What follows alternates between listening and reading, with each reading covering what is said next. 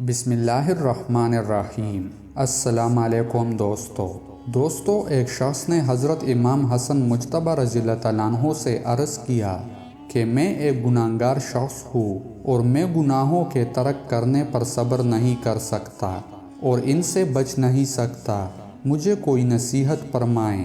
حضرت نے فرمایا 5 کام کرو، اس کے بعد جتنا چاہو معصیت کرو۔ ایک کام یہ کہ خدا کی روزی نہ کھاؤ، پھر جتنی مرضی خدا کی نافرمانی کرو۔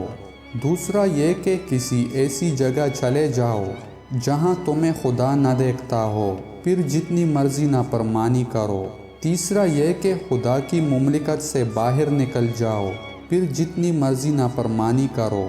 چوتھا یہ کہ جب ملک الموت تیری روح قبض کرنے کے لیے آئے تو اسے واپس کر دینا اور روح قبض نہ کرنے دینا۔ پانچواں یہ کہ جب تجھے آگ میں داخل کر لیں گے تو داخل نہ ہونا۔ جب تم یہ 5 عمل کر لو گے تو پھر جتنی چاہو خدا کی نافرمانی کرنا۔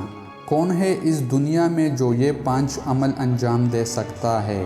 انبیاء اور اولیاء خدا کی نافرمانی میں صبر کرتے تھے، بعض اوقات گناہوں سے بچنے کی خاطر اپنے آپ کو ہلاکت میں ڈال لیتے تھے، کیونکہ وہ جانتے تھے کہ وہ جہاں بھی ہوں گے خدا ان کو دیکھتا ہے۔